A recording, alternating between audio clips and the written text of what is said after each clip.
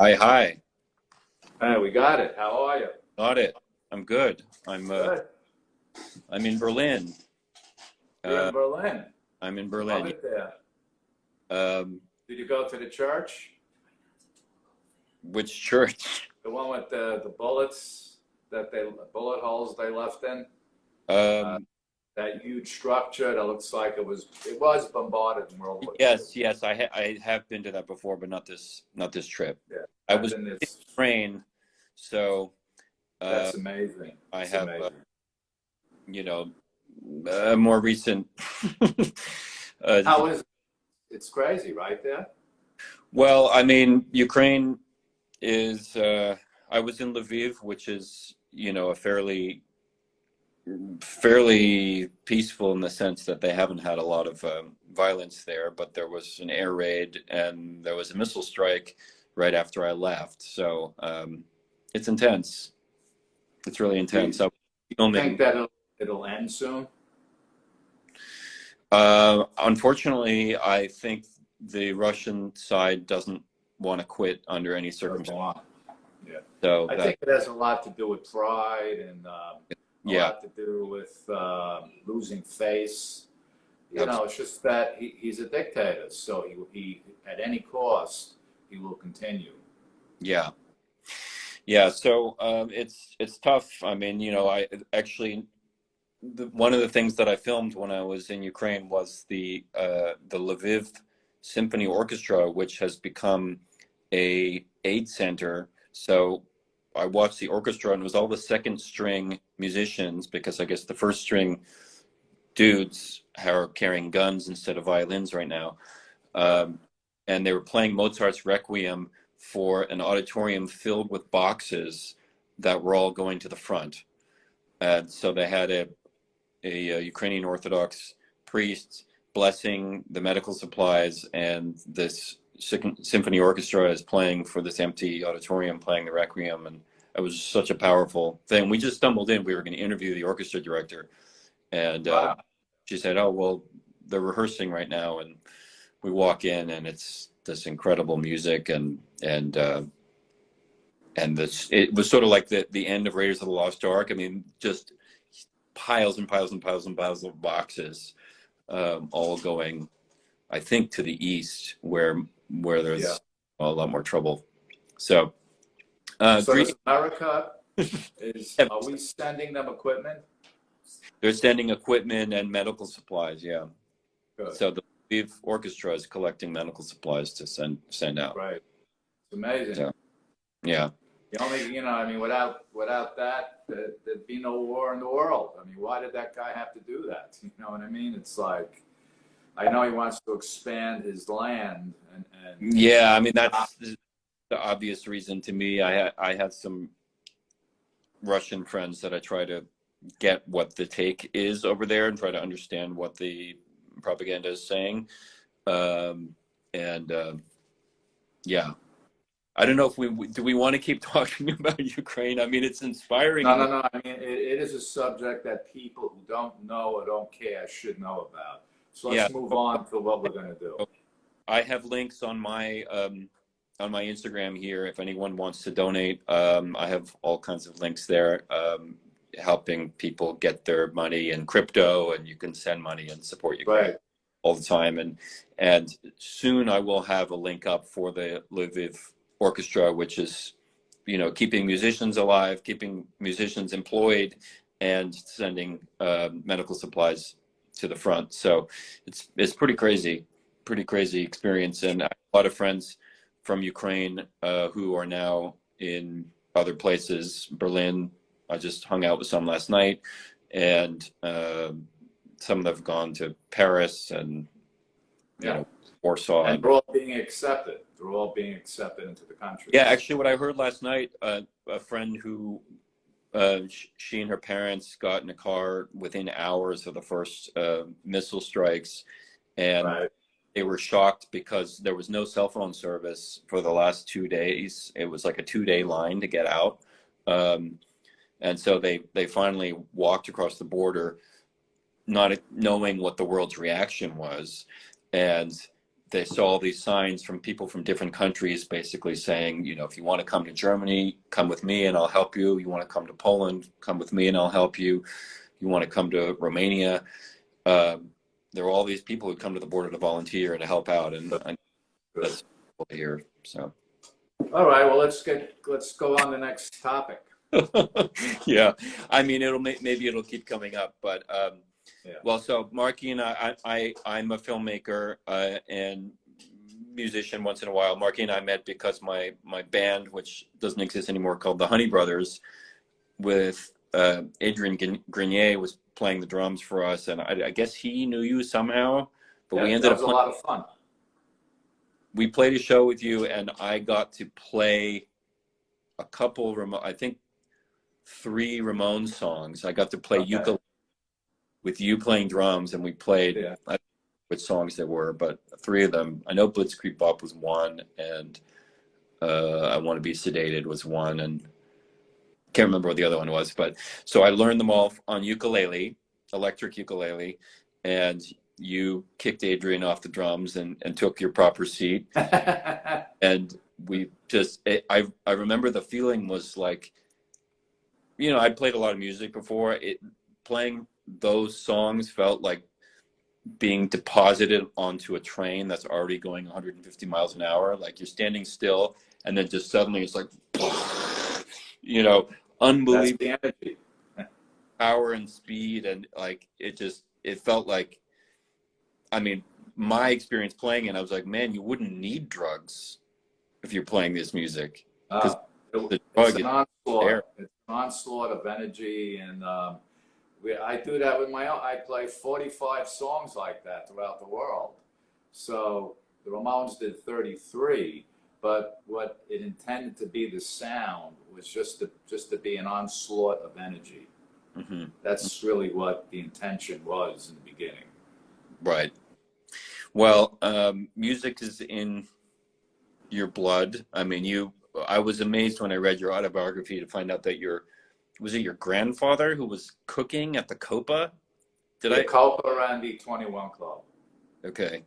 I mean, that's amazing. You know, just the sense that you kind of inherited maybe through him. I'm always fascinated. My films always have to do with like ancestry, and there's some like, you know, historical echo in someone's life, and the idea of him like cooking in the 21 and the Copa, like when who were the artists who were playing when 40s and 50s, Humphrey Bogart, obviously the mob, you know, people would walk in and eat dinner there, you'd name it, the movie stars of the day, because it was a very popular club at the time. And so was the 21 Club. What kind of what's that? What kind of artists did they have there? At the 21 Club? Yeah. Anybody that was famous. Mm-hmm. Anybody, and the same thing with the Copa. You'd have like, you'd have acts, Nat King Cole, you'd have Sam Cooke, you'd have Tony Bennett, you'd have Sammy Davis, you'd have Dean Martin, Jerry Lewis, you'd have, you know, in the later day, you'd have like the Temptations, or let's see, who else?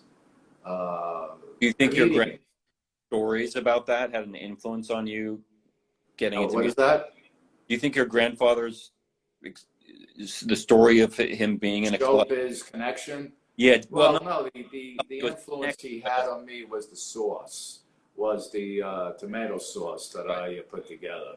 I used to watch him as a little boy at my grandmother's house. Cook for the family. Yeah, you'd come over there, you know, hello, Grandpa, Grandma. We'd go there, and he'd be cooking because that was his specialty, you know. So the pasta sauce that he would make sometimes, I would watch him make. Then I tried it. First it was too lumpy, too watery, too salty. Eventually I got it. Mm-hmm. And we bottled it up, and out of that came a truck, a food truck that went around the city, and it ended up in all the grocery stores, you know, the food markets. But the problem was that in Whole Foods, it says Marky Ramone's Brooklyn Zone. In Whole Foods, they wanted to know where it originated. So obviously, you know, the plant wasn't here. It was in Pennsylvania. So they didn't want it in the store because it wasn't made in Pennsylvania, and it said Marky Ramone's Brooklyn Zone. So I didn't care, you know. I mean, you know, then after a while it got too overwhelming. So then I had to, you know, I had to say, what am I doing? I had too much on the plate. So I had to tour, I had to do the radio shows. So I just let it go. But it was fun while it lasted. But so do you have you make the sauce still, I assume? Still, No, I mean, at home. commercial? You make it at home. Oh, at home, yeah. At home I do. My wife helps too. Yeah. Well, Even though I'm a better cook. yeah. I didn't say it. Well, so I mean, there's, you know, I obviously there's a lot of people on here who are probably going to want to hear Ramones stories, but I'm like sort of fascinated by, you know, how you developed into, you know, the life before the Ramones, and I mean the fact that you played in it was a metal band before. Oh yeah. Word metal when Dust was around. Well, we started in '70. We recorded our first album in '70, so did Black Sabbath. But England was ahead of America about 6 months with heavy metal. But in America, there was no metal bands. So we were a threesome from Brooklyn. We were still in high school, and there might have been 3 or 4 other heavy metal bands too. But we were part of that origin beginning. So you had, who did you really have in America? You could count it on your fingers. You had Dust. Mountain was kind of considered metal. You had Blue Chia, which was kind of metal, but it was more or less like a hard rock band. So, I mean, we were definitely ahead of our times. But we had to break up. I had to finish school. My father told me better. And my guitarist went on to produce the first 2 Kiss albums at 20 years old. And Kenny Aronson, bass player, who I also grew up in Brooklyn, started playing with Stories, started playing with, as a sideman, Joan Jett, Billy Idol, Bob Dylan. So 3 guys from Brooklyn ended up being pretty successful in the music business at that time. I decided to just start hanging out at CBGB's after Dust broke up. Mm-hmm. So that's when I just started getting into the punk scene. When did CBGB open? When did it open? Yeah. 74, 75.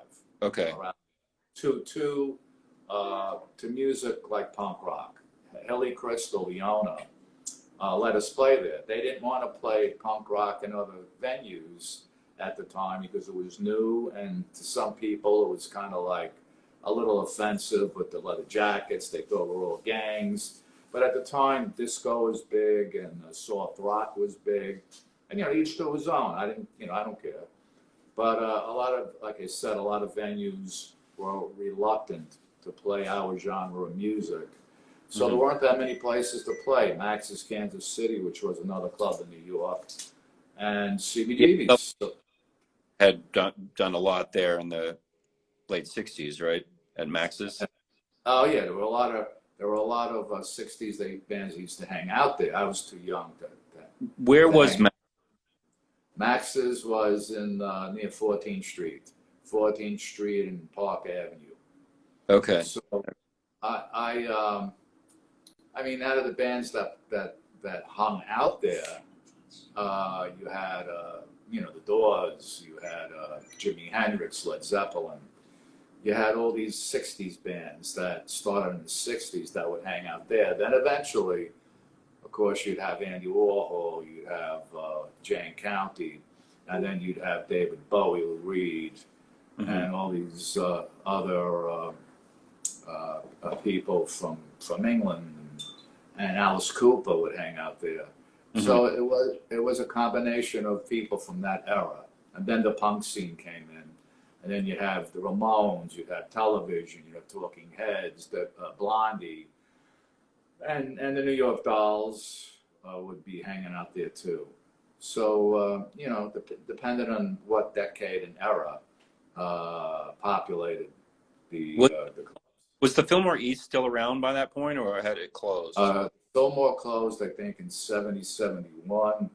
When I was about 13, 14, I knew a usher who worked there, and we would wait until the bands finished their sound checks, and we would go up on the stage and use their equipment.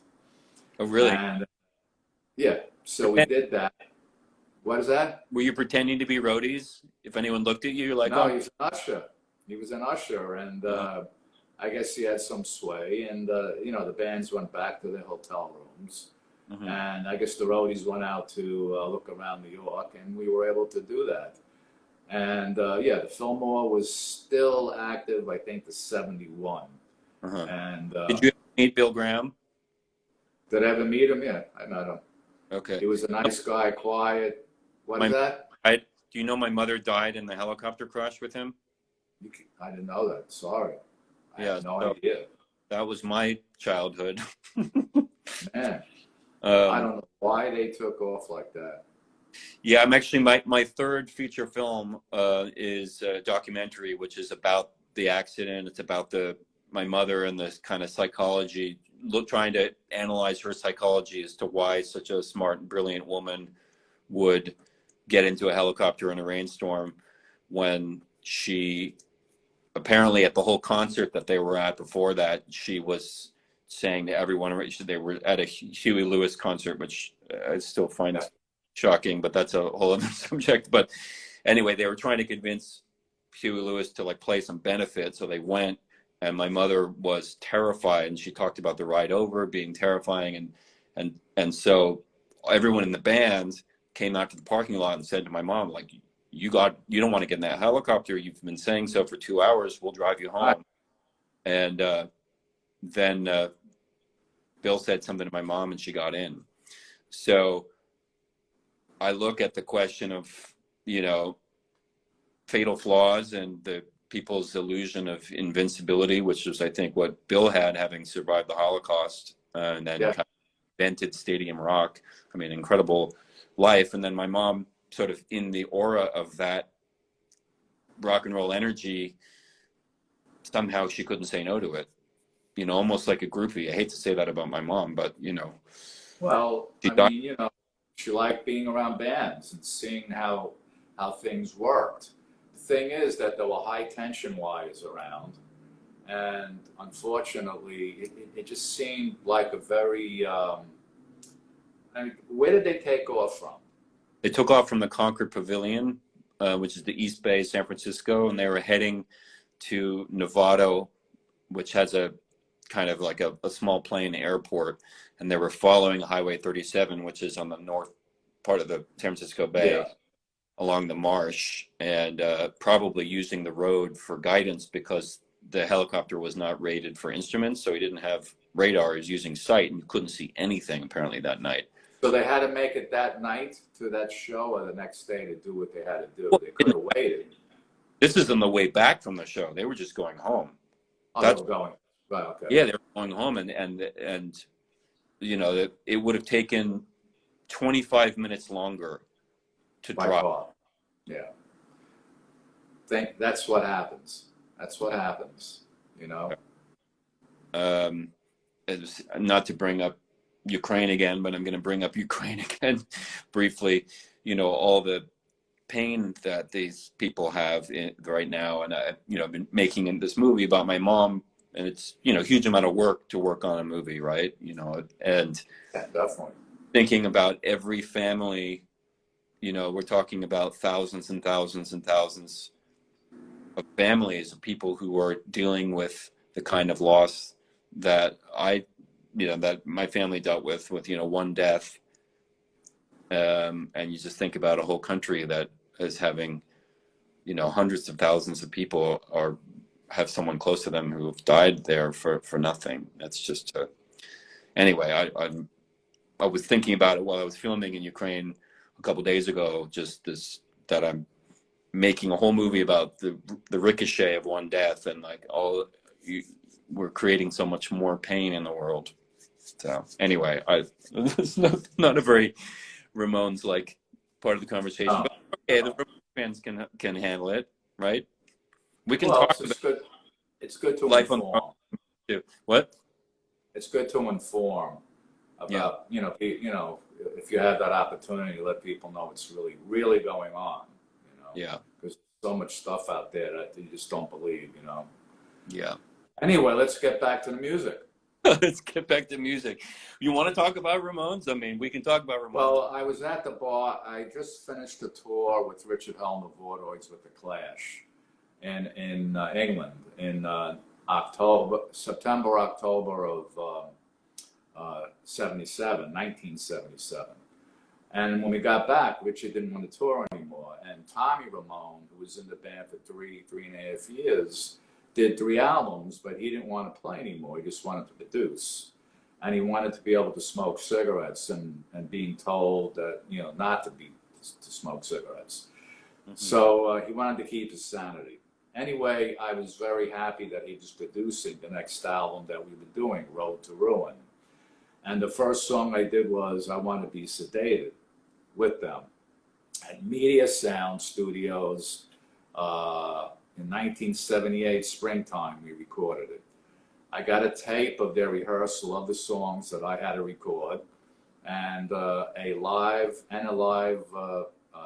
cassette, a live show, and a cassette of their show with the album, which was 42 songs.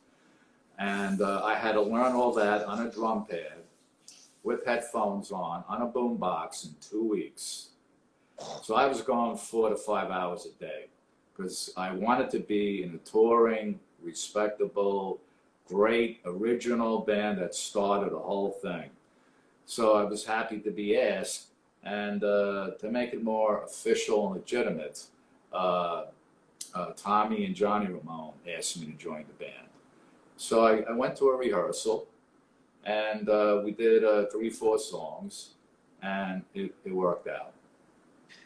I mean, there's the way you got into that band is so peaceful. The fact that you were invited by the drummer himself, and then he was like, he gave me his set. I mean, that is definitely someone handing you the baton or the sticks. The throne. And then you got to play on. Actually, the second song that I learned on ukulele is "I Want to Be Sedated." So, there you go. 3 chords. 3 chords. Not a simple little 1-note lead, and it ended up becoming a platinum single. Yeah. I didn't think it would in the beginning because of the lyrical content. I don't think a lot of DJs at the time wanted to play songs, "I Want to Be Sedated" or "Blitzkrieg Bop." The lyrical content is debatable, whether it was negative or positive, or it would make people think, oh, maybe I want to be sedated today. But the whole idea of that was flying. A lot of people just can't handle the fact that they want to have to fly, go through the rigors of going through the metal detector, and then having to get on the plane. But that was the inspiration for it, really? That was. And, wow. Joey wrote the song, and, it was his experiences of flying and then having to walk to the gate and then having to deal with the tickets, then having, it could create a certain stress and anxiety. So a lot of people go to the bar before they get on the plane. They have a few drinks, or on the plane, they order a few drinks, and the next thing you look around, a lot of them are sleeping, which is probably the end game for being involved with something like that. Mm-hmm. Mm-hmm. Well, I think the reason I never knew it had anything to do with flying, but to me, lyrically is so punk because it's this like high energy song asking to be low. It's our mid-tempo song. Okay, but it's not like a super fast song, but it's super high energy in Oh terms yeah, of delivery. yeah. Yet it's, you know, it's craving the opposite, and that contrast of hearing that lyric and hearing that like power is kind of funny. You know, the funniness is actually what makes it charming. It doesn't. It's not like death metal that might sound like it's actually asking you to sedate yourself to death. You know. You know what it is? The song was short. It had a chorus, it had a bridge, it had verses. And the chorus is very memorable. And to me, that's what a song is about. Short and sweet, memorable chorus, a cool intro, and a cool ending, and that's it. That's just, as far as I'm concerned, there's not enough of that now. Well, there isn't enough of that now, but I mean, that's interesting you say it, because like when, you know, the Dust was a lot more experimental in terms of its songcraft, right? And, you know, metal in general is. And, you know, have you completely become a punk where anything longer than 2 minutes and 20 seconds seems like a ponderous epic, or you know, where's your taste right now? Well, the thing is that because I got the radio shows, I try to look for new stuff. But then I listen, and then I say, this sounds like this. This was taken from that. And everybody borrows and gives back. But a lot of it was very blatant. But that's why I like to go back, because I like all kinds of genres of music. I like to go back to Little Richard, Chuck Berry, Jerry Lee Lewis, Bo Diddley, Everly Brothers. And those songs were like 2 minutes, 10 seconds, 15 seconds. Then, of course, the British Invasion, the Beatles, the Who, the Kinks, and all these bands, their hits were 2 minutes, 2 minutes, 15 seconds. But as time went on, you had the prog rock, and you had bands that had 5 songs on one album. One song was probably 8 minutes long. A lot of self-indulgence, but a lot of people like that. You know, good. You know, it's their choice. But we didn't. We just wanted to hear a great song that had a cool message, ended quickly. There's a lot of people who have short attention spans. So to play something short and sweet, we figured that would be enough. And as time went on, you know, we persevered and continued to stick to our formula. And that's when all the, you know, the gold albums came, and the Hall of Fame, and the Grammy, and the MTV Bubblehead. So a lot of people started picking up on us, and a lot of bands in the early 90s started punk bands because of the Ramones, the Clash, and the Pistols, like Green Day, Rancid, and they cited us as an influence. So a lot of those bands whose fans wanted to know who their influences were realized it was the Ramones, the Clash, the Pistols, the Buzzcocks, you know, the New York Dolls. So through that, we got a lot of more interest. Mm-hmm. But and your influences, I mean, I know Beatles was a big, or at least that was your like birth moment, right? As a musician, you're like, yeah, is that right? Like a lot of other people, I was asked to come to my mother to the living room where the TV was. Check this out, and it's the Beatles on the Ed Sullivan Show. After that, I threw away. Well, I didn't throw it away. I gave away my toys, and I started putting together a drum set as a little boy, banging on things, you know. So I started working when I was 15, 16 as a delivery boy for people in the area who needed prescription drugs. Because a lot of them, I did that. I delivered them. So a lot of people couldn't walk to the drugstore, so I had to deliver the drugs. Mm.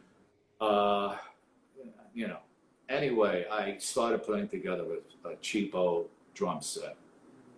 And eventually I did. I had it set, and I played along with the hits of the day. And then I started a band with a friend of mine, with 2 friends of mine who went to the same school I did, and we formed Dust. And that was it. And we got signed to the same company the Lovin' Spoonful was on, and, you know, all these great artists. And we did 2 albums, toured with Alice Cooper a lot. And then after that, like I said, I had to finish school. And, you know, that was it. Who said you had to finish school? My parent, my father. Yeah. You know, I mean, you know, he keeps all for me to continue playing music, but you had to get that diploma on the wall. Was that before you auditioned for the Dolls, or was that? That was before I auditioned for the Dolls. Okay. Okay. Oh, no, yeah, it was before, a couple of years before, because Billy, the first drummer, died, I think, in 71, 72 in England of an overdose. And I was 18 around that time, 17, 18. So Dust, during that time, we was still together. 72 is when we broke up. Mm-hmm. Around okay. Okay. Do we talk? I mean, I'm curious. Also, people know that you were also in the Backstreet Boys, right? Oh, with Wayne County. We, well, I know. Wayne was Wayne at the time, and he was very extreme, and a lot of clubs definitely didn't want us to play, but we would play Max's Kansas City and CBGB's in the 82 Club. And then later on, 2 years later, I brought the tape to the guy who produced Dust, which was my guitar player. Said, there's nothing I can do with Wayne. He's too extreme, but his music's great, his singing's great, his writing's great. But we were with Main Man, and Main Man loved us, but wouldn't sign us. Because so what's the step? Excuse me? Because Wayne was too out there. Yeah, too out there. And eventually, the Backstreet Boys, I left because I knew it wouldn't go any further. And that's when I joined Richard Hell and the Voidoids, and we did the Blank Generation album. And, you know, then we toured with The Clash and toured locally. And that was it. I just wanted to continue touring. He didn't, and that's how the Ramones came about. Mm-hmm. Yeah, so one door closed and another. A lot of doors. Yeah. Except for the bathroom and CBGB's. How did you get along with Clash? Great guys. I mean, after the show, we would hang out in the hotel lobbies, walk around London at night with one of the Clash's guitar techs. We would climb fire escapes, go up on the roofs, and then go to another roof, walk around, look at London at night on top of rooftops, come back downstairs, go to sleep, get up 7 in the morning to travel to the next show, the next city, because it was all of England. You know, not Europe. It was England. So there was Leeds, there was London, there was let's see what else. We even played Glasgow. So there was a place called Kent. So there were a lot of places to play. I can't rattle them off offhand, but we must have did 20-something, 25, 30 shows together. So that was a lot of fun. Yeah, it seems so fun to be able to do that. And I wonder how much for so many bands and a lot of musicians, like the level of adrenaline and fun you get from that, whether or not you're on drugs, makes it hard to then have a regular life. I mean, how much is that true for, you know, for you at that time? I mean, it seems like. Well, I wasn't doing drugs. I was sampling the local breweries of the beers. I like to drink beer and occasionally have a few glasses of wine. And I enjoyed it, you know, because there was a camaraderie that evolved through that. You know, you have a few drinks, you get loose, you talk, and you talk about your musical influences with the guys in the Clash and all of that, especially with Joe Strummer and Topper, the drummer, really good guy. Yeah, and he, by the way, wrote. I mean, the song that I was a kid when the first song I heard was late in their era, was "Rock the Casbah," but Topper Heaton Good basically, dance song. I mean, he laid down all the tracks for that, I think, other than the guitar, one day in the studio, and then they kick him out of the band right after. It was a drum. It was basically a dance song. Company wanted the groups to start doing dance songs. You know, they wanted them to sound more new wave. But the Ramones stuck to their guns. We did one song with Phil Spector. We did an album with Phil Spector. But the one song that came out of it was a 4 on the Floor song called Baby I Love You, originally done by the Ronettes. And Phil thought it'd be a good idea to have one of his songs on the album. So we did it. But at that point in 82, 83, a lot of bands, they ended up wanting to get into the dance 4 on the Floor scene. Mm-hmm. Yeah, and that's how Blondie's Heart of Glass came out too, right? That they were, yeah. So Blondie had Heart of Glass, the Clash had Rock the Casbah, and the Ramones said no. No way, no way. No, because you know you do that, and then you go back to the original formula. A lot of people won't accept it because they'll call you a traitor, or why did you do that? You should have stuck to your guns. But, you know, I mean, once in a while, you know, people get this idea of, let me try this, let me try that, you know, everyone's creative. So if Blondie wanted to do a dance song, more power to them. I love the blues, I love jazz, I love the British invasion. I like Motown music. So I'm not stuck on one genre, you know. But so why would you then resist, you know, having?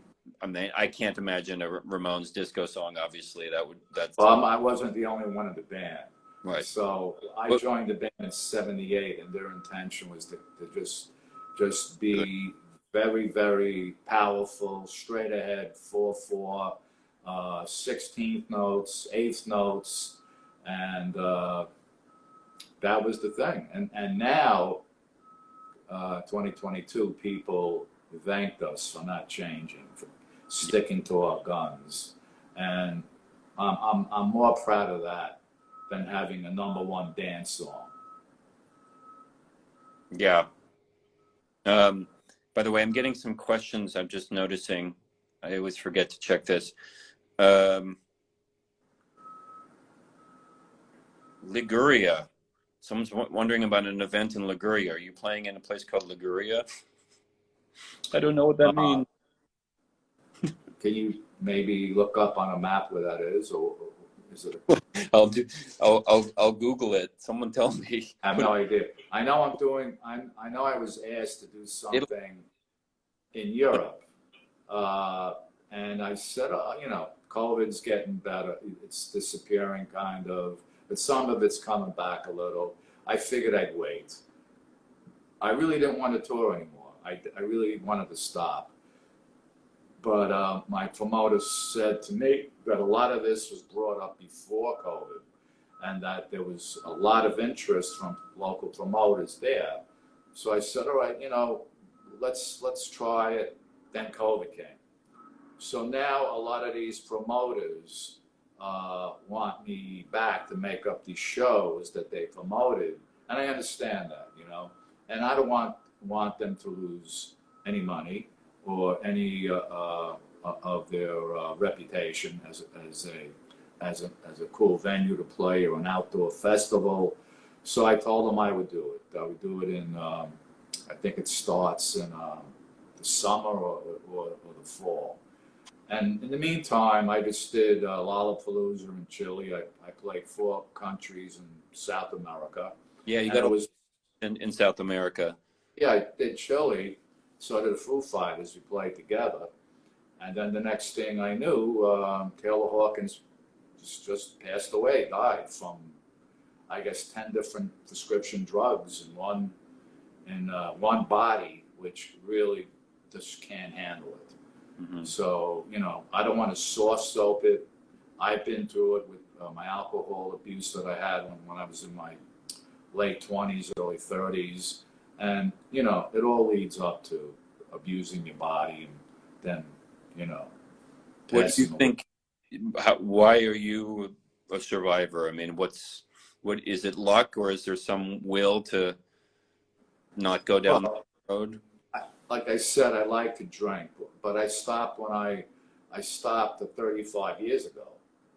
And I continue to play on my own in the studio when I'm not with a band. I play for 2 hours, 4 times a week. I ride my bike an hour a day where I could try to burn 700-800 calories. That's basically it, you know. And you got to watch what you eat too, you know. It's Only very your important. special sauce. What's that? Only your sauce all the time. Oh boy, I would eat it with potato chips, pretzels, and then I knew that's not a good idea. So yeah, I watch what I eat. I make sure I eat a lot of salads, and vegetables, fruits. You know. Where do you bike? Do you bike on a I station? bike near my place here in Dumbo. There's a park there, so I go there and I go, you know, up back and forth on the trail. And I have a Rogue bike in my other room here that I go on, and that thing is tough. And I try to maintain a certain speed for like on that for an hour and 10 minutes, and that's about 950 calories. That's impressive. That's a lot. I was just filming in Brazil.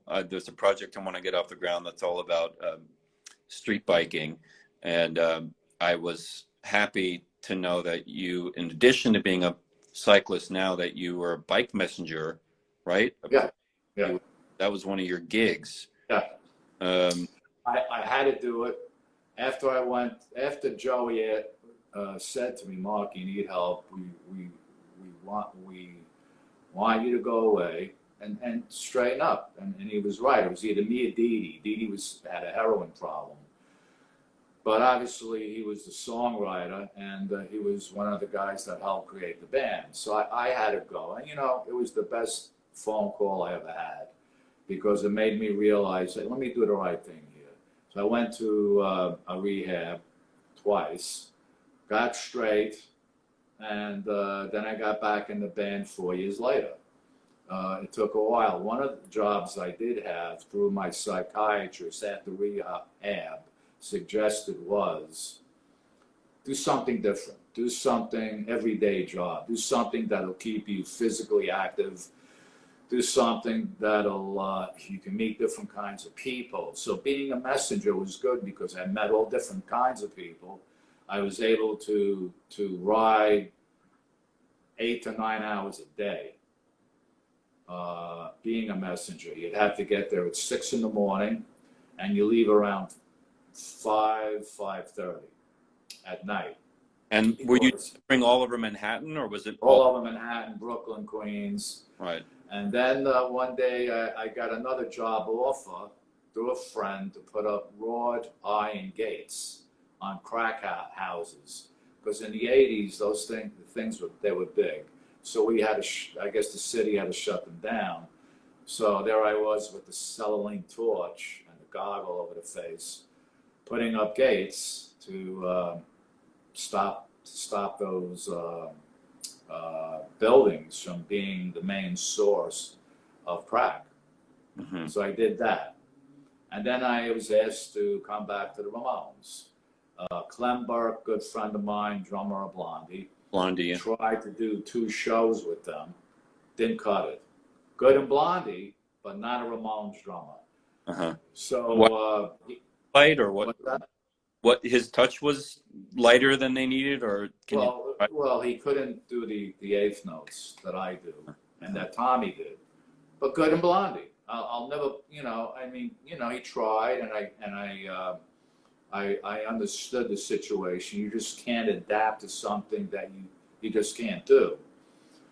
So he continued playing with Blondie, good, and I ended up getting the call, and I went down and I got in the band again, and I stayed with them for another 9 years. Yeah, something like 2,000 shows, right? 1,700 okay. shows. That's a lot. A lot of shows. A lot. Do you think what would happen if you joined Blondie? Do you think there's something he can do that you can't? Well, Blondie basically it's basically like a girl rock band, and eventually did the dance stuff with the 4 on the floor. That stuff's easy to play, but you adapt, like I did with Richard Hell after Dust. 2 different styles. I'm not saying there are things that Clem does that I can do that I can't do. Probably there's things that I can't do, but then again, Clem can't do what I can do. Everyone has a style. Everyone has a different style. So everybody, I don't like to compare because we're all different. And one guy might be great as a jazz drummer, but he might not be good as a rock drummer. There might be a blues drummer who's not great or good as a punk drummer. So it all depends on the individual. Is there anyone in the new crop of bands that you like, or other bands that you listen to now that are coming out right now? Well, there's a good band that a friend of mine insists that I listen to, The Interrupters. A girl lead singer, female lead singer, which is great.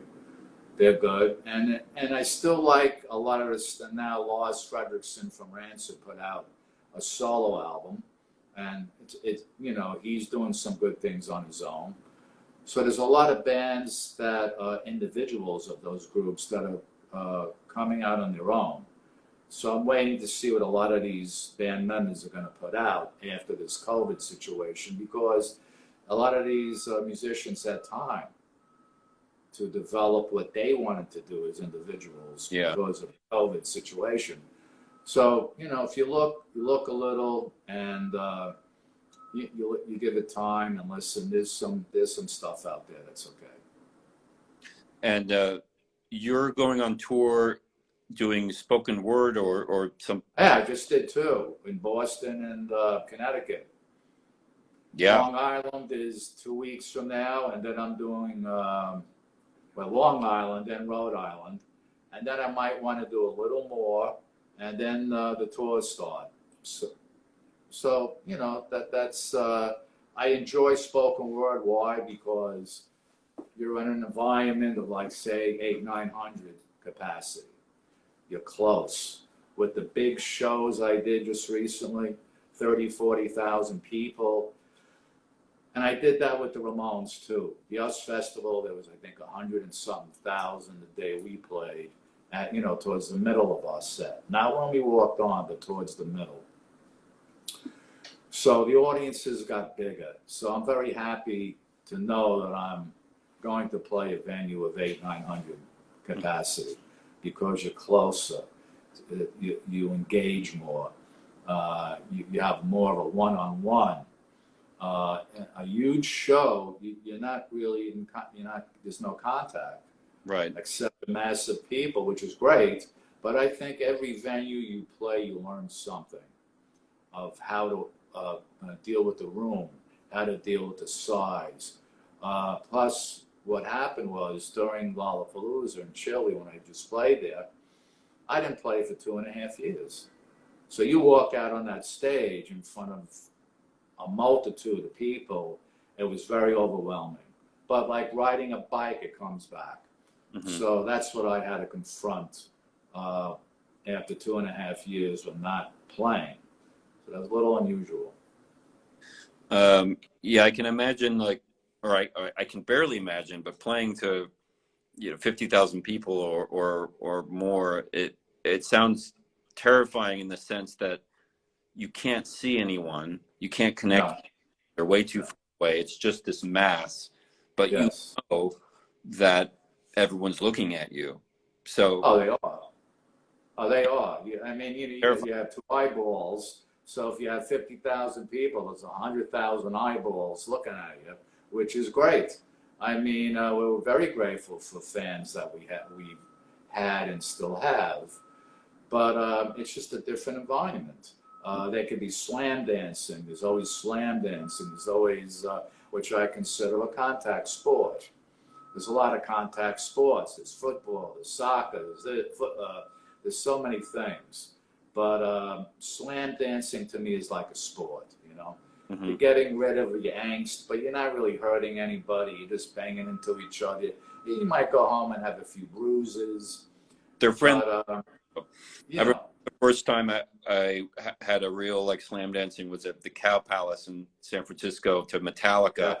and I was like young. I felt like I was younger than the other like metal fans, and I went into the pit. It was a huge pit. We're talking about like one of those giant ones that's like 200. Definitely. And I got knocked over at one point, and you know, being my first like big metal show, I was scared. I was kind of scared of the metal heads, right? And as soon as I hit the ground, there were 4 beefy guys like squatted, stood with the arms out on either side to create a shield for me so I could stand up again. These four strangers, like boom, like white blood cells around like an attacked whenever. Yeah. Protected me. One of them kind of helped me up, and then immediately we were back in the pit. It was really beautiful, and it made me like from then on I was like, oh, all the anger of metal, you know, I was like whatever. I was young, I obviously liked it, but I was scared of it. Immediately I was like, oh, this is all about love. This is like the hippie music. Most of the metalheads that I met are nice guys. They really are, you know. A lot of the punk guys I met, they're nice guys, but some aren't. I don't, you know, they're just very they feel they got to put on this air when they're with, oh, I'm near a Ramone, so I better act punk. You know what I mean? They got to put on the punk act, you know. But what's the most ridiculous thing someone's done to you to prove that they're punk? Do you know? Johnny Rotten. What? Johnny Rotten. Yeah, the big asshole. You know, we were at a situation in LA. And, you know, he just started being very negative. Oh, you know, punk, Ramones weren't punk. I'm just a heavy metal reject. And, you know, the guy had too much he couldn't handle his alcohol. And then and then I just said to him, Johnny, if it wasn't for Richard Hell, your puppet master, Malcolm McLaren, and the New York Dolls and Richard Hell, you'd be selling fish and chips somewhere, you know? So, you know, cut your baby crap.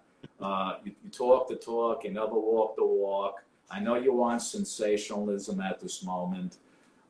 You know, I was going to say to him, you know, learn how to handle your liquor. But, you know, I just said, this guy is just too high. So I didn't continue. And he started like coming near me. And I was hoping he would. Because you were sober and you knew you would be able to clock him. Yeah, I mean, you know, look. I kind of felt bad for the guy because obviously, to me, what I saw, he had a drinking problem. And so did I a long time before that. And I understood. Maybe the alcohol was just doing the talking, you know. Mm-hmm. Yeah, that's true. That's true. Have you seen him again since then? No, I don't care to associate myself with them. Right. The only guy I like in the Pistols is the drummer in Glenn Matlock. Mm-hmm. Glenn Matlock wrote all the songs, and he's a great guy, and I always wish him luck, and we always run into each other. He's really a good guy. Mm-hmm. You know, I'm glad you're able to dish out that story. But, you know, it sucked that you know, couldn't have been like a reasonable, logical panel. But the guy interrupted everybody. He wouldn't let anybody talk. And I was the only one up there talking with them. So I guess it was a Sex Pistol and a Ramone, you know, going head to head. But again, I just didn't want to continue because he was drunk. Yeah, okay. In terms of like pop punk, how does it feel when you hear the words pop and punk together, and you know, pub and punk? Yeah. Pop. Oh, pop and punk. Yeah. I mean, well, you know, you look at yeah, go ahead. No, I was just asking if it makes any sense to you musically. Well, I mean, you know, what do you call pop? To me, pop is songs that are memorable, have choruses, fun lyrics, and which is part of what the Ramones did. Same thing with the Beatles. pop today, it could be described differently than it was. Everything changes, that's life. But that's what I consider pop. Mm-hmm. Bands like who come out with a song with it, like even the Who, I can see for miles. The Kinks, You Really Got Me All Day and All the Night. You had the Beatles, Help, Sergeant Pepper. Is that pop? I think it's pop. Yeah. You had, you know, so it depends on what era you define punk and what backs up the term punk at that moment.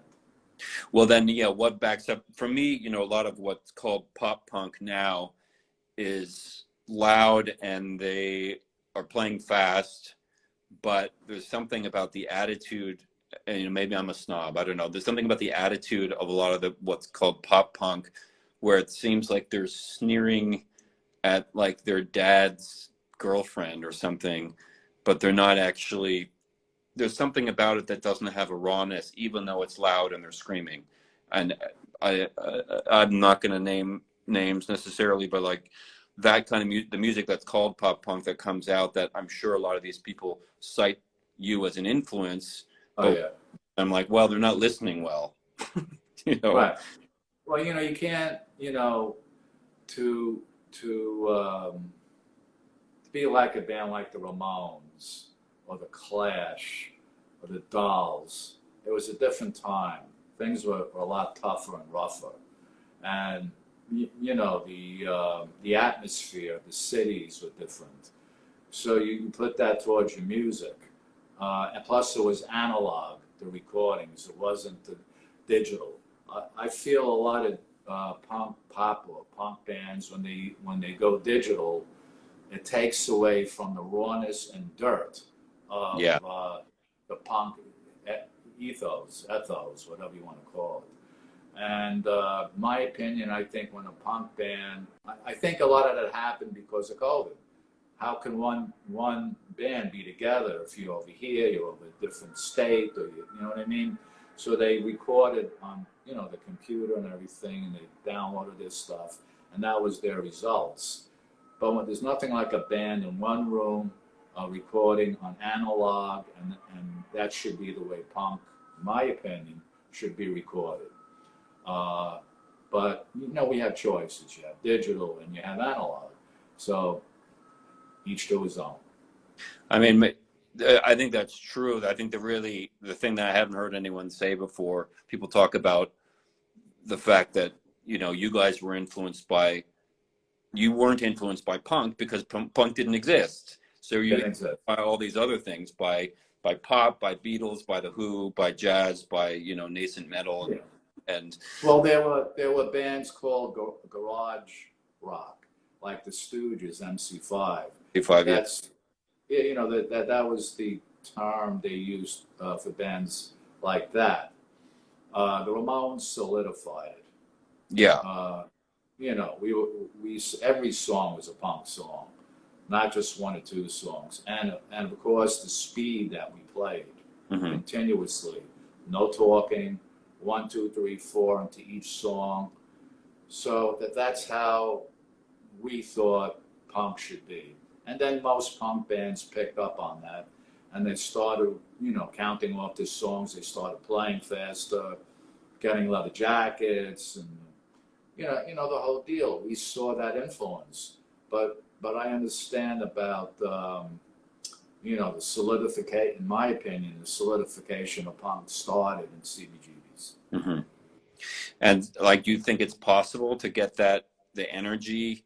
I mean, because you had this, you know, very small pressure cooker environment of CBs to play in, and all these bands come. I mean, people who haven't been there, this place was tiny.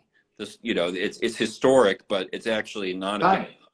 Yeah, you walk in and there's the phone booth on the right, the pinball machine, and then you go straight ahead the stage. To the left, downstairs was the bathroom, the toilets. But it was 250, 300 people capacity comfortably, to a point where you weren't squished. There were tables set up and chairs in case you wanted to at Chili, because they made chili there, and that was it. That was the whole thing. But that's never going to exist again, right? Because punk. Well, that's the thing. I think a lot of bands have to go out more. They have to start a new scene. They have to hang out together. In my opinion, a lot of people are hooked on their iPhones, computers, and they waste too much time in those things. They should physically, in a three-dimensional way, go out there and meet each other, talk about music, create a new club like CBGB's that's really happening and noticed all over the world. Everyone that I've met who's a fan always asks me about CBGB's. So I want to go there one day, but it doesn't exist anymore. Yeah, it was briefly like a fashion store for John Varvatos. Yeah, fashion store. Yeah, John Varvatos, great guy. Right. Anyway, I mean, you know, the internet, again, Facebook, Twitter, and Instagram. A lot of people on it live in the past. I don't think that's a bad thing if it brings them great memories amongst each other. But you got to realize if you think too much of the past, there's hardly going to be a present, and there's definitely not going to be any future. So you gotta live in the present in order to have your future coming. But if you live too much in the past, it's going to affect your present and future. Yeah, so I think all the bands that are citing the Ramones to create their own sound, ideally, like, they mash that up with something completely different and get into a pressure cook situation with other people physically. I mean, it's hard to, it's so hard to do. I feel like, you know, there could be great punk coming out of Argentina, and maybe it combines with, I don't know, maybe an Argentinian on the thread can respond, but there's a lot of hybrids, with some national music or something from, you know, that you heard at your grandmother's, you know, country house. Well, you know, there's a lot of punk that is hybrid. They'll mix it with some metal. Metal will mix it with punk. Hardcore will mix it again with punk and metal, vice versa. So that's why I call it hybrids. But the punk that is the representation of that genre is basically the Ramones, the Pistols, and I guess those are the two in the forefront. Mm-hmm. What about anything in the California sound, like Dead Kennedys? Well, yeah, I mean, they're a good band, really good band. A lot of them started in 77, 78, 76. Right, so a little punk scene in New York was a year and a half ahead of them. Mm-hmm. So a lot of them picked up on the sound of New York and applied it to their sound. And what do you have? You have Black Flag, Circle Jerks. You have Bad Religion. Yeah, in Los Angeles. You had the Germs. You have you know, all these bands that played punk with the lyrical content pertaining to where they grew up, what was happening at the time when they were in their youth. So that was good because it's much different than New York. Yeah. Yeah, I'd like to, you know, hear some punk coming out of Ukraine now. I'm sure you will. I'm sure we will. Yeah. If they still have the facilities to do it. Well, they do actually. I have friends going back to Kyiv already. I mean, obviously in the east, it's going to get worse, but hopefully the cities that are getting some refugees coming back will find a way to, you know, create music and create scene. Yeah, definitely. I know there's some bands that are incorporating like Ukrainian folk melodies into their music, and I'd love to hear I mean, in a way, actually, Gogol Bordello did that. Gogol Bordello combined and Ukrainian music and you know, Roma music. And I think actually that for me, that's one of the best examples of taking the energy of punk, not recycling it and trying to, you know, do a Come up Ramon with something fight, different. come up with something different, but with the Right. inspiration and energy. I think that's the key, because some of the bands that I guess I'm, you know, very subtly dissing that are in the pop punk scene, like they're wearing leather, they're playing loud, and they sound like brats to me, that I'd like to beat on. But like, um, No, I mean, you know, look, there's a lot of crap. What are you yeah, going to do? You know, I mean, you know, but that's the way it goes. It's been like that since the beginning of rock. yeah, that's true. That's true. Did you think when you joined that you'd be still a Ramone decades later? No, I thought after we retired in '96, you know, they asked me to change my last name. Now, let me see if I have it here. My grandmother used to call me Marky. There was a cereal called Mapo, where the character in the commercial was Marky Mapo. And as a little boy, my mother used to make that for me. And then I sent away for it, and I got the doll, and it said Marky Mapo. So we were throwing around names, Larry, Jimmy, Bobby, Rocky, you know, all these weird names, and we stuck to Marky on that, you know. So that name stuck. So after we retired, I had to keep the name because for 15 years being in the band, that's what I was known as. I wasn't going to start over with my real name again, because it wouldn't have made sense. More people know me as Marky Ramone. So yeah, I kept it, and it helps because it attracts Ramones fans all over the world. Yeah. Who come to the shows, and I'm able to keep this music alive. Because I might have told you a few times, the music's too good not to be played. So somebody's got to do it. Yeah. Yeah. Have you ever heard a cover of a Ramones song that is like wildly different in terms of, like, I don't know, a country music cover or a pop Oh, ethereal well, cover? there's a CD out. There was a CD. If I Want to Be Sedated would be perfect. There was a CD out a while ago, Elevator Ramones music, which was elevator music of the Ramones. There's a jazz album out of Ramones music. And, Devo did their own easy listening. Did you ever hear that? Yeah, easy listening Ramones. But Devo made their own easy listening album of their own songs. So they made it on their own. Somebody made it of us without even having to ask them. We didn't have to do it. I think it was called the Nutley Brass. Okay. Who compiled a bunch of songs and made it elevator music. And then there was the jazz one, and then there's the country one, and then there's a lot of punk bands who did Ramones albums over again, and just out of tribute to us. It's probably good training. Very happy for. It's like it's probably good training for them. Like the Gus Van Sant, the filmmaker, he remade Psycho shot for shot, exactly the same as the Hitchcock movie. It was strangest experiment, but you know, it probably is a way of getting inside an original artist that you admire. Yeah.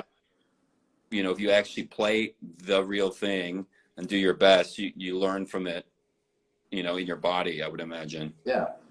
I mean, sort of like when I played with you, even though it was only, you know, one show and a couple songs, like I'll never forget it. I'll never forget playing those songs with you. It's incredible.